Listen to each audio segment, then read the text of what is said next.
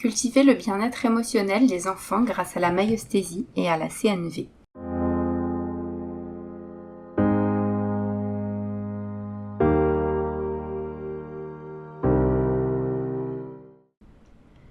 Le bien-être émotionnel des enfants constitue une priorité essentielle pour de nombreux parents, car il influence profondément leur épanouissement global ainsi que leur aptitude à relever les défis de la vie. Dans le souci d'offrir un environnement chaleureux, sécurisant et structuré, indispensable à leur développement, un nombre croissant de parents adoptent la maïeusthésie et la communication non violente. Ces approches novatrices privilégient l'écoute attentive, la compréhension et le respect mutuel, créant ainsi les bases d'un équilibre émotionnel durable. La maïeusthésie, l'autre compte davantage que les informations. Développée par Thierry Tournebise, la maïeusthésie est souvent reconnue comme une approche thérapeutique. Cependant, elle se distingue également comme une approche novatrice de la communication, mettant l'accent sur l'attention portée à l'être ou aux êtres présents avec nous, plutôt que sur les simples informations échangées. Lorsque nous privilégions les informations, ce que l'autre exprime et comment il l'exprime, nous risquons de perdre la connexion réelle avec lui ou elle, ouvrant la porte aux réactions, aux jugements ou, encore, aux interprétations. En replaçant l'attention sur la personne en face de nous, la maïeusthésie favorise une communication authentique et profonde. C'est seulement en reconnaissant véritablement l'autre, dans son essence, que nous pouvons entrer en contact avec lui ou elle, dans l'ouverture et la réjouissance d'une véritable rencontre d'être à être. La communication non violente, ou CNV, une communication basée sur les besoins fondamentaux. La communication non violente, élaborée par Marshall Rosenberg, dépasse le simple cadre des interactions. Elle permet de poser un regard fondamentalement nouveau sur la vie en général. En facilitant une connexion profonde aux ressentis et aux besoins fondamentaux de chacun et chacune, elle ouvre la voie à des relations authentiques où chaque individu peut pleinement s'exprimer et trouver sa place. La CNV nous encourage à abandonner le mode exclusif, c'est moi ou l'autre qui a raison, ou encore ce sont mes besoins ou les tiens qui priment, au profit d'une approche inclusive, où chacun trouve l'espace nécessaire pour s'exprimer et être entendu. Par exemple, cela peut se traduire par « je ressens cette émotion parce que telle chose est importante pour moi » et toi, tu ressens telle autre émotion parce que telle autre chose est importante pour toi. Est-ce bien cela ? En célébrant cette richesse intérieure, la CNV établit les bases d'une communication authentique, libératrice et respectueuse de chacun. Et en pratique, avec les enfants, la maïeusthésie, en invitant à privilégier l'être plutôt que l'information, brille par sa simplicité. Porter son attention sur qui est votre enfant plutôt que sur ce qu'il dit ou sur la manière dont il le dit, c'est un peu comme ajuster la fréquence d'une radio. Tant que ça grésille, c'est que nous ne sommes pas encore en phase. Les mots échangés embrouillent souvent notre jugement. « T'es trop fort !»« Je t'aime plus, t'es pas gentil !» Et les émotions prennent le dessus, qu'elles soient plaisantes ou déplaisantes. Bref, au niveau de l'information, tout devient rapidement confus. Cependant, lorsque le bon réglage est trouvé, la connexion se fait instantanément. Rien n'a besoin d'être forcé, il suffit de trouver le bon canal. C'est comme si, soudainement, un être entier se révélait devant vous dans toute sa lumière.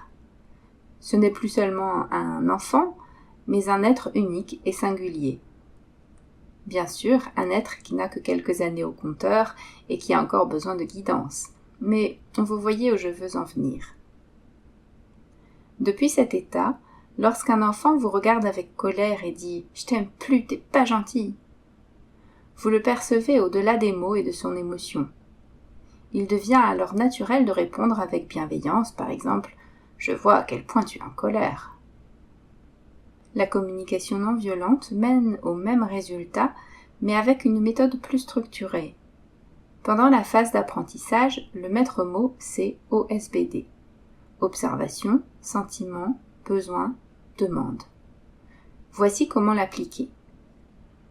Observation. Décrire les faits de manière objective, sans jugement. Par exemple, au lieu de dire « tu n'écoutes jamais », dire « il est l'heure de s'habiller pour l'école ». Sentiment. Mettre des mots sur les ressentis. Par exemple, tu es très en colère. Besoin. Identifier et verbaliser ce qui est important pour l'enfant. Par exemple, pour toi, jouer, c'est très important. Demande. Formuler une demande claire qui pourrait être une invitation à échanger. Par exemple, est-ce que c'est bien cela ? Attention toutefois, si OSBD est un outil précieux pendant l'apprentissage de la CNV, il est déconseillé de l'utiliser brut dans des situations émotionnellement chargées, surtout avec vos proches. Recentrez-vous sur l'être plutôt que sur l'information. Validez une émotion ici, un besoin là. Réservez votre pratique formelle de l'OSBD à des ateliers de CNV, des groupes de pratique, ou à des moments calmes avec des personnes à qui vous aurez expliqué que vous expérimentez une nouvelle manière de communiquer. Un jour, vous réaliserez qu'OSBD n'était que des béquilles, et vous danserez en CNV sans même y penser. Comment poser ses limites dans tout cela ? Si la qualité de communication que permettent la maïeusthésie et la CNV favorise de véritables rencontres, cela ne signifie pas pour autant que toutes les envies des plus jeunes seront exaucées. Permettre à chacun de s'exprimer et d'être entendu n'empêche pas les parents de poser des limites. Bien souvent, d'ailleurs, quand ils ont été réellement entendus, l'intensité émotionnelle diminue et les enfants ont davantage d'espace pour comprendre et accepter les règles que les adultes doivent poser. Dans notre exemple, nous avons commencé par explorer ce qui était important pour l'enfant. Ce dialogue peut inclure plusieurs allers-retours, jusqu'à ce qu'il ou elle se sente véritablement compris. Tu es vraiment très en colère parce que pour toi, jouer c'est très important. Est-ce que c'est ça ? Non, c'est toujours pareil. J'ai jamais le temps de jouer avec toi. C'est mon cadeau d'anniversaire et je peux même pas jouer avec. Ah, c'est ça. En fait, tu es vraiment très triste parce que tu attendais ce jouet depuis si longtemps et tu aurais tellement aimé en profiter davantage avant d'aller à l'école. Est-ce que c'est ça ? Oui. C'est seulement lorsque l'enfant se sent pleinement rejoint qu'il pourra entendre et accepter la limite que vous devez poser. Et parfois, il n'est même pas nécessaire de rappeler cette limite, car il ou elle la connaît déjà très bien. Sinon, vous pourrez vous exprimer en adoptant la même démarche, mais cette fois en parlant de votre propre ressenti et de ce qui est important pour vous. Eh bien, tu vois, moi, quand je regarde l'heure qu'il est, je m'inquiète parce qu'il est vraiment important pour moi que tu arrives à l'école à l'heure, afin que je puisse arriver, moi aussi, à mon travail à l'heure. Là, il est déjà 8h05 et il ne nous reste que 5 minutes pour sortir de la maison, alors j'ai vraiment besoin de ta coopération. Et je suis désolée, mais cette fois, ce n'est pas une demande, c'est une obligation. Conseil aux jeunes parents. Les tout petits, bien qu'ils ne soient pas encore capables de comprendre cognitivement ce que vous leur dites, sont extraordinairement sensibles à l'intention avec laquelle vous vous adressez à eux. Je me souviens d'un bébé de 8 jours qui, après un mouvement brusque l'ayant conduite à se frapper accidentellement l'œil, s'était mise à pleurer. L'adulte qui la tenait dans ses bras avait trouvé la scène amusante et s'était mise à rire. En posant simplement mon attention sur cet être, j'ai validé. « Oh, ça doit pas être agréable, ça, hein ?» Bien sûr, l'enfant n'a probablement pas compris un mot de ce que j'ai dit. Pourtant, à ma grande surprise, elle s'est instantanément arrêtée de pleurer et m'a regardée avec curiosité. Avec des enfants un peu plus âgés, si vous souhaitez maximiser vos chances d'être entendu, commencez toujours par rejoindre votre enfant. La connexion avant la correction.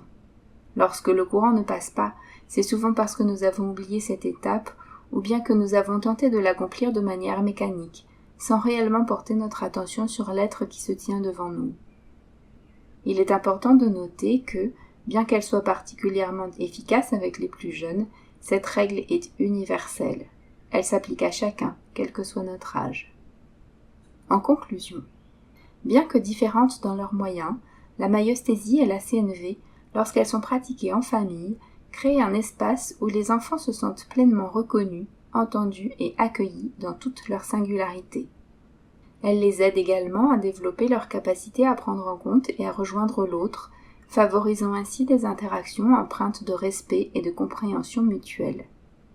En intégrant ces pratiques dans le quotidien, nous contribuons activement à soutenir le développement émotionnel et social des enfants, tout en établissant une communication authentique et bienveillante. Ces deux approches offrent aux enfants la possibilité de grandir dans un climat de confiance et de sécurité, indispensable à leur épanouissement et à leur équilibre global.